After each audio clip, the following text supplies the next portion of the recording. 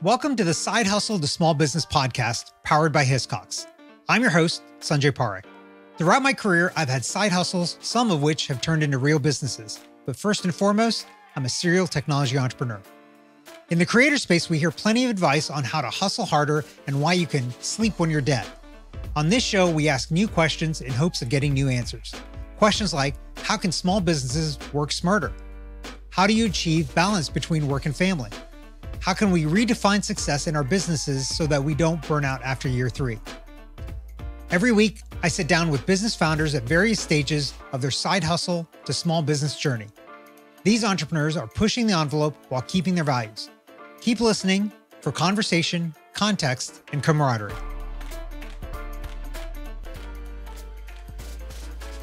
Donald Kelly's career has always revolved around his customers. Whether his role was an account executive, marketing coordinator, or sales consultant, Donald was interacting with people.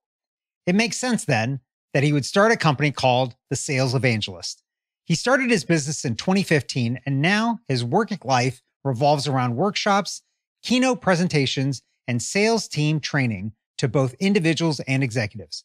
Here today to talk about his business, the tools he can't live without, and his book is Donald Kelly. Donald, welcome to the show. Hey, thanks so much for having me, Sanjay. I appreciate it. So I'm excited to have you on because sales is like probably one of the most critical pieces for any entrepreneur, any founder when they're starting out, because that's the deal from day one, right? But before we get into that and like all those little tips and tricks that you're going to share with us, I'd love for you to give us a little bit about your background and what got you to this point in your career. Yeah, started off as a kid. I grew up in Jamaica, moved to the States. And the reason why I bring that up, because it's a pivotal part of my story and journey. My family everyone around my family, I always saw them selling, but I didn't know it was sales. It was just being a businessman, as we would say in the islands. And I came to the state with that mentality when I was a 9-year-old, that if you want to get an opportunity, you just go out and you start doing stuff, you create it. And so I was selling candy, and then in springtime, I was a person creating a little, spring cleaning business with friends and community people and trying to find opportunity. So when I went to college, my buddies were like, you should consider a job in sales. And I'm like, what's sales? I just thought sales was being an entrepreneur.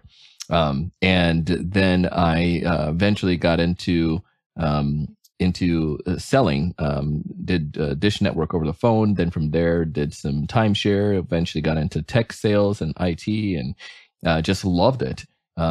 And I started a podcast in 2012, which gained some attention, got mentioned into Entrepreneur Magazine, Inc. Magazine, HuffPost, and we leveraged that for some local publications as well. And it just kind of grew the brand.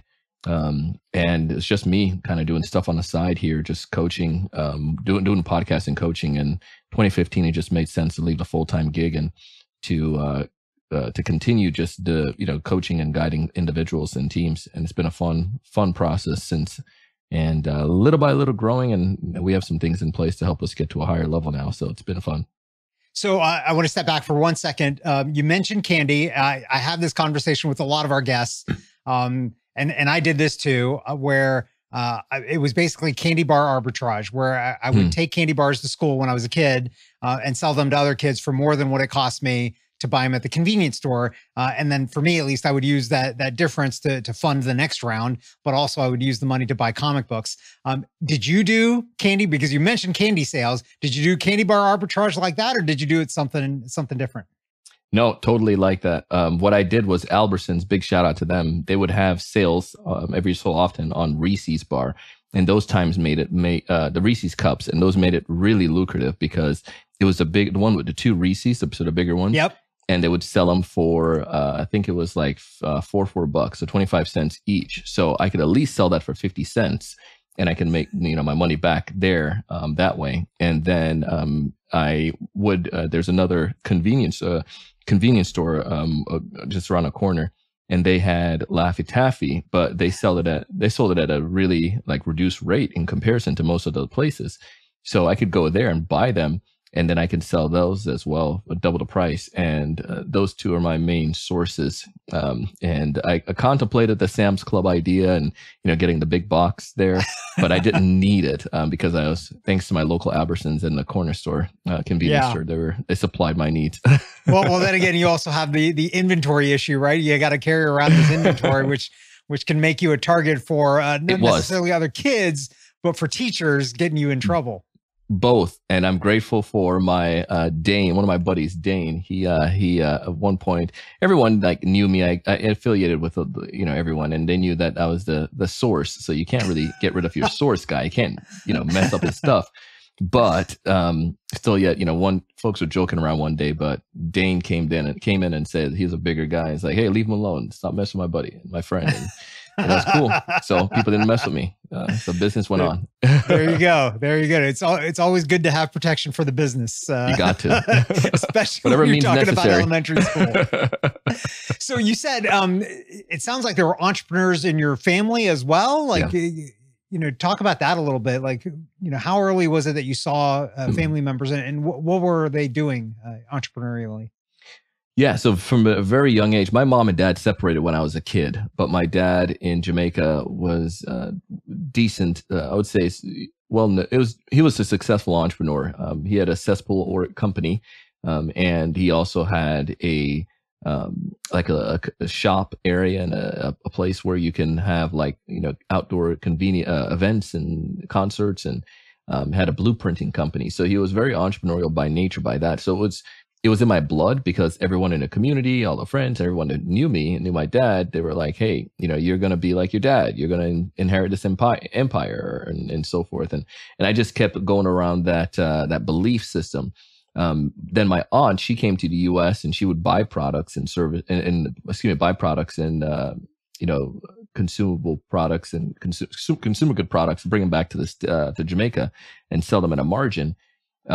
And then also my mom even dabbled in having a convenience store. If you're familiar with the islands or, most of the countries, they have these convenience stores or little tiendas, so to speak, at their houses. And my mom had one of those. So everywhere I saw, even like the neighbor friends who sold peanuts in the evenings and rode this bicycle around that would roast peanuts, like, that's how you made money. It's not like, let me go pull out his resume on Indeed and expect to find a job. You make something happen. So that was the culture that I grew up with. Yeah. Yeah. So, so fast forward, you're working and then, you launch this podcast and then you go full time, and kind of, pull the ripcord and you're doing this on your own. What were you thinking when you decided to make that decision? Like, what scared you? What fears did you have? A lot of times people have those fears and we don't talk about them necessarily, but we all have fears when we're doing this because it feels like there's no safety net. And I kind of argue against that a little bit. I feel like entrepreneurship is a safer way of working because nobody can fire you. But what fears did you have when you got this going? So we were in an interesting a situation. I say we because my wife and I had gotten married in 2013, started a podcast in 2012, 2015. I decided to leave the full-time gig. But in that, the fear was we're trying to figure out life. We want to maybe purchase a house. Kids was going to be in the future. And, we know that was something that we're going to, look at. My family, when we moved to the States, that was one thing that was lingering in my head. And I know this is not a therapy session now, but so since my mom and dad separated when I was a young kid, coming to the States, my mom was single parent and we, she just went along with she had family, we had family here in West Palm and whatnot, went on her own eventually. And she had her place with us. And, my stepdad came in the picture. He was abusive.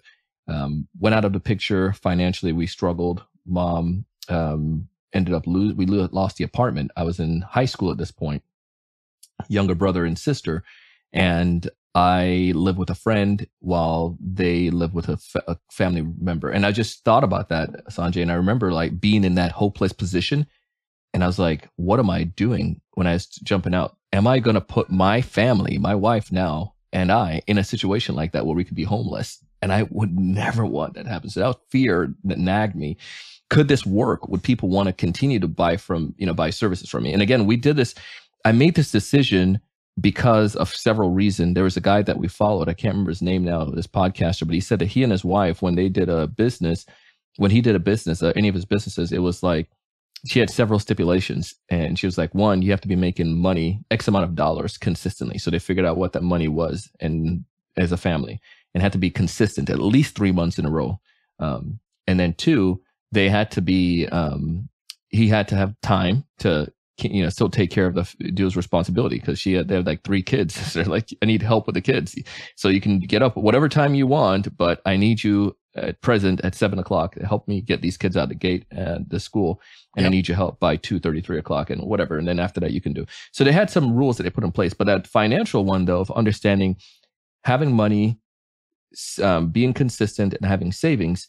And we had that in place, whereas Christina and I with 2 salaries, and I was in a sales salary as well. So, plus commission. So we weren't hurting at all. Right. So that front it was scary to think that something bad could happen, but we did have safety nets, quote unquote, so to speak. Yeah. I very much feel kind of your story. When I quit my job, when I came up with the idea that started my first company, it was a month before we closed on our first house, which, then about 9 months later, I quit and went kind of all in on my first company. And I was mainly the only one making money. I think my wife was working at that point too. So we had 2, but then we went to kind of 1.5 salaries because I was making less. But it really does drive you. And so the point of me telling you that story is in those early days, was that the thing that drove you, like that, making sure that you don't lose the house, you don't, end up in a worse situation? Or was it something else that drove you to make sure that you succeeded? Yeah, it was 2 parts. One, I wanted to make sure that we were taken care of financially, and I never wanted that early experience from high school gave me that feeling. I never want my family to be in a situation like that again. It motivated me, it pushed me, it drive me. But 2, I had a bigger vision than that though, because I wanted to get to that point where I deemed as successful in college. And I was a big whiteboarder. I still am. But in college, I whiteboarded like a career path, and I whiteboarded that I wanted to do a startup after a while, being out in the business world, or go for my MBA, and to create this business and have it, develop and grow. And literally, it was at the time point, that's what started happening. So it was like the startup. Let's not go for an MBA at this point. That. And it wasn't like let's not say a startup. It was like a lifestyle business at that time, you know what I mean? Because it was taking care of our stuff and it was doing well. And then I didn't really put like business practices behind it, like real big business practices. But the point though was I had this vision of being an entrepreneur, being a successful entrepreneur. And that just kept me going. And also just being able to be in a position where I can help my family, where we never have to worry and so forth. Yeah. So let's kind of change gears a little bit on this and talk about the other side of this, is that, starting your own thing like this is a lot of stress. And, you end up working a lot. And how do you kind of manage that for yourself between the business side of it and then family, friends, the other things that are in life that are important to you? How do you think about that? How do you manage the stress of it all for you? Yeah, I don't think I'm perfect at this by far. And one of the things I do strive to do is exercise. That helps me out a lot. I know when I exercise, I get some of my best ideas, as well also reduces the stress level. 2, getting competent people to work with, people who can really help out and to solve problems. And one of the things that I look at is, can someone help solve a problem independent of me doing that, solving that problem for them? Philosophy that we strive by is act rather than be acted upon. Like, can you do something? What can you do on your own, independent of me? doing that. So that was an important part of it. And then also just like processes and procedures. What I saw that helped us to be able to have competent people to perform well in their role and to fulfill my expectation, which may be high, is the fact that I gave clear direction and we put processes in place so people can follow those directions and we can know what to do. And having that structure, and that's where I said later on we started putting structures. Having those structures later on in the company helped me to be able to lower the stress level and was able to help me to do the things that I was, talented with, which is to go out and to be the face and to sell, so to speak, rather than being more handcuffed to administrative responsibilities. Yeah. So, so you got to that point, but then you decided, hey, let's add one more thing to the pile, and you decided to write a book. So as if all the other stuff wasn't enough. So what motivated you to write the book? What was the reasoning? Why did it make sense at that point in time? And what was your kind of, because I'm sure a lot of our listeners are thinking the same thing, because everybody, I think at some point is thinking like, I should write a book. What motivated you to actually pull the trigger and do it? And what was your hope in terms of outcome for you by writing that book? I'd probably say the deep motivation was, and I'm being very transparent here, but I'll probably say it's selfish. It's credibility and vanity. Like I want to be known in my industry as someone, and usually that has a book. A book just kind of tells a lot. Like this person, they have a book. His author, Donald Kelly. When you introduce it, it was like kind of cool to be able to hear that. So I'm being transparent, y'all. If you think I'm vain, call me and help me out. But so that was one part. And two, the other side of that was legacy, because I have right now, because I started this book probably in 2015, a little bit after I left the full-time gig. I was doing a lot of Toastmaster speaking, and I went to the World Championship for public speaking, and all of this stuff. And my publishing company at that point started flirting with us, and they said, "All right, get us a manuscript." One of my buddies wrote a book with them, Sound Wisdom, and they introduced us, and we courted.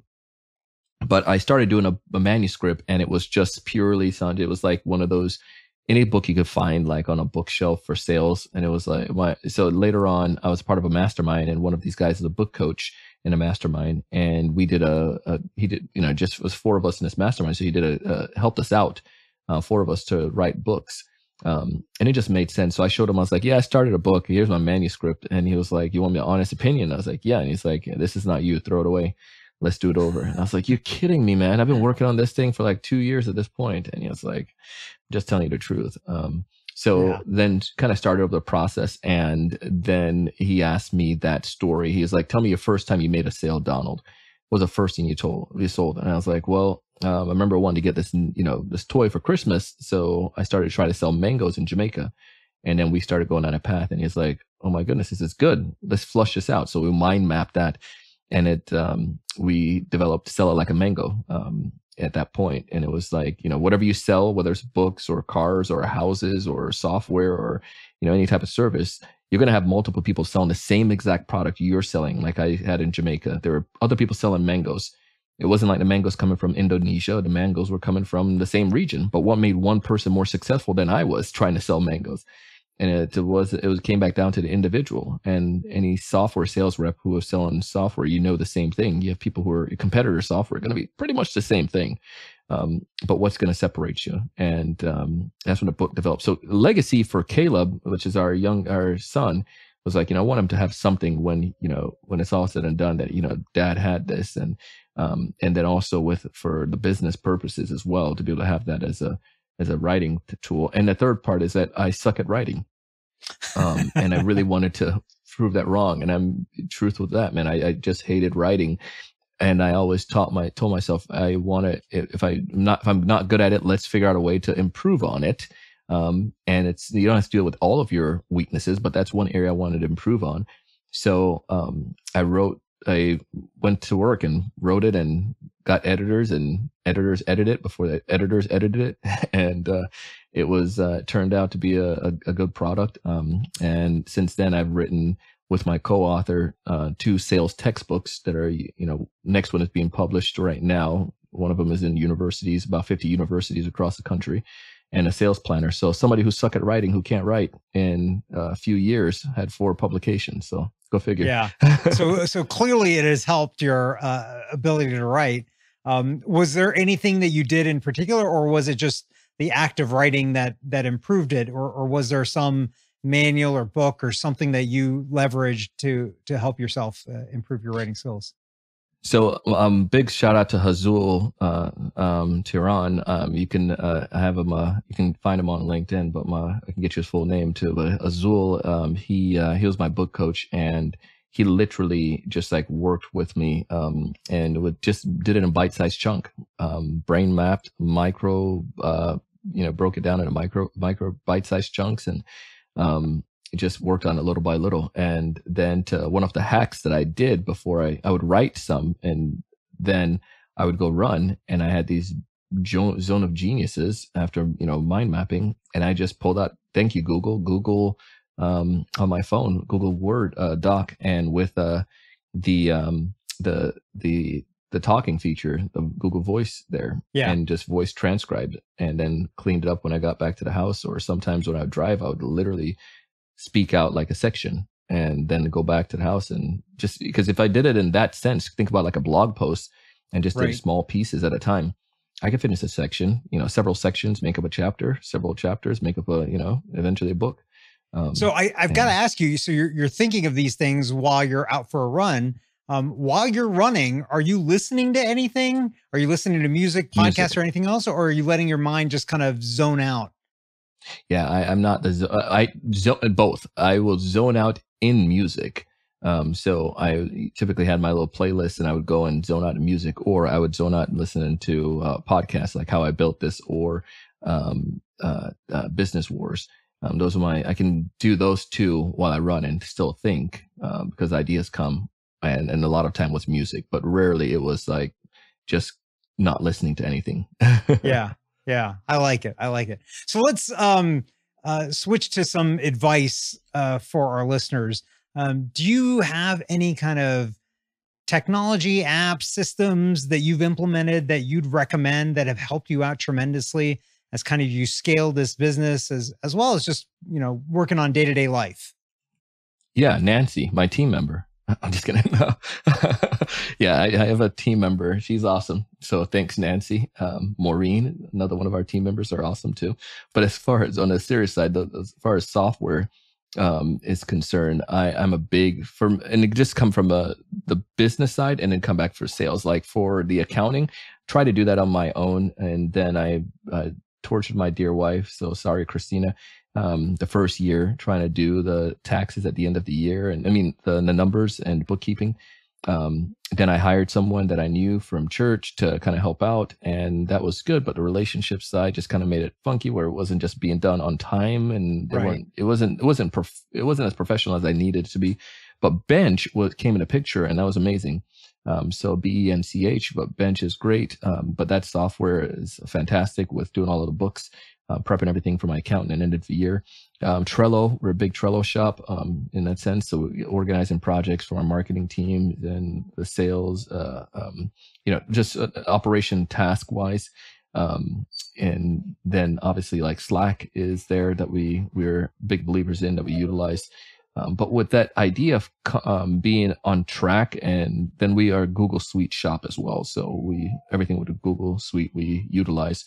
So those things operational wise kind of helps us to be able to stay on track, stay organized, and to keep going. From the sales stack, there's a lot more that I can go into, but LinkedIn is probably the biggest secret weapon that I have on that front, and Apollo.io, where we utilize to send out our emails, gather information from our prospects, get direct dial phone numbers, and to interact. For CRM, Active Campaign is from the marketing standpoint, and our sales to help out with some of the automation there. Yeah. Okay. I think those are great tips. Hopefully listeners will be able to catch some of those and start playing with some of those but they can always call you, I guess, if they need help with sales coaching. But now let's do like a little bit of a retrospective. So you've been doing this now for a good number of years. Thinking back, what was something that happened that now you'd be like, man, I would have done that differently? Like, knowing what I know now, what would you have done differently? And you can go back all the way to the mango selling days if it applies to that, right? Like I wouldn't have done mangoes. I would have done pineapples, like, or, whatever it is. Like, what would you have done differently? I would have sold. And I'm a marketing. So I'm a marketing discipline from college. As a salesperson, you give me a product, Sanjay, and I could sell your product and I can sell your service. When it came to the business, I made a fatal mistake. And that's why, again, I said at the beginning, I had the podcast, and the podcast was getting us opportunities where people would reach out and didn't have to do too much and got coaching clients, and opportunities came from that. But I did not blitz out the gate with hunting net new opportunities as much, because I had stuff that were coming in. And because of that, you had the zigs and the zags and the lulls, and we know that outbound grows companies. It was very tempting to feel productive and doing sales stuff when I was doing the marketing pieces, spending time updating the website, putting like a little funnel in place, or creating this type of little, opt-ins, and, doing some of these things. They were needed, but did I need to do those? No, but I hid behind that. And because it was, and ultimately, again, therapy session, I felt inferior. And this is where it comes back with the book, right? So everybody has those complex. I felt inferior to some of these other folks in our industry who had big names and a little bit more, gray hair and a little bit more expertise in underneath their belt, so to speak. And I didn't feel that I could serve some of these big companies, so I didn't reach out to them. I just figured I'll wait for people to come to me. So it was harder to sell myself, Sanjay, than it was to sell a product. I would sell software to some of the biggest government organizations, as well as to some of the companies out there. But when it came to selling myself, I was self-conscious about that, even though people were seeing amazing results from what I was doing. And that was a lot of that was what held me back. So if I would go back and I would tell any entrepreneur, I tell people this all the time, people don't know what you have to offer until they know what you have to offer. Yeah. So you need to go out and you need to be the best salesperson, and you can't delegate. You can consult with my company and you can get me to come and help you, but you need to be, especially if you're an entrepreneur, you need to be the number one salesperson in your organization, because nobody's going to sell like you. And once I turned that turbo on and started selling, it made a world of difference. Yeah. It sounds like you're the classic, what we always talk about in terms of a sales organization, people that are either farmers or they're hunters. And it sounds like you sat there being a farmer for a very long time until you realized that you needed to actually go out and be a hunter. Yeah. It needed, like, in my software sales role, I was a hunter, but then I came into the running the business and I just made excuses and saying the first excuse was, I have opportunities coming, false security, things were coming in the gate. And 2, I need to help run the business. But then 3, ultimately, I was scared of selling myself. And then 4, when I finally did that, it just made differences. Yeah. And I think what you have lived through and experienced is not an unusual thing for a lot of entrepreneurs, because we're worried about, well, it's not the right time yet to sell, right? Yeah. It's too early. Everything is not perfect. And people won't buy because perfect. Everything isn't perfect. And honestly, if it's not perfect, and they're not buying, it's not because it's not perfect. It's because you're selling something they don't need, right? And even when it's imperfect, if you're selling something people need, they'll buy it. So you need to just get out there and sell it. Man, no wiser words I've heard all day today. Well, let's get some wise words from you. So we've got a lot of listeners that either have a side hustle or are thinking about launching a side hustle. And the ones that already have a side hustle are thinking about maybe going full-time into it. What advice would you give to somebody like that about going after and chasing their side hustle or making it into a full-time business? The first thing I would say right now, while you're in the side hustle, it's the perfect incubator. Because if you're generating some kind of revenue, go back to that example. I'll give you I'll tell you the number. I don't care. At that point, it was before we purchased, this was early days. We were renting, my wife and I, and it was, rent was like a little bit over $1,000. It was like 1050, $1,100. She said, if you could bring home $1,100 consistently every month, she was working as well, from your side hustle, I know there's something there consistently, and not just sporadic once every, several months you get a little gig. And I was like, all right, that's doable. So started really focusing and started doing that, and that started coming in, and then started getting more of the coaching opportunities and speaking opportunities. And then I was traveling. She was like, all right. And I was using up all my vacation days as a sales rep and doing the side hustle. And she was like, all right, something's got to give here. I want to go on vacation. So she was like, I'm not going on vacation by myself. You're coming with me. So this is not going to work. So you got to make sure you figure out what that number is. So that was a bare minimum. Everything else was, again, we had savings, we had debt free and so forth. But she said, take care of that. And I was like, all right, cool. We can do that. So set a certain number, and then you can obviously increase on that number. Obviously, when we have, kids, that's a whole different number. That number would have changed drastically, right?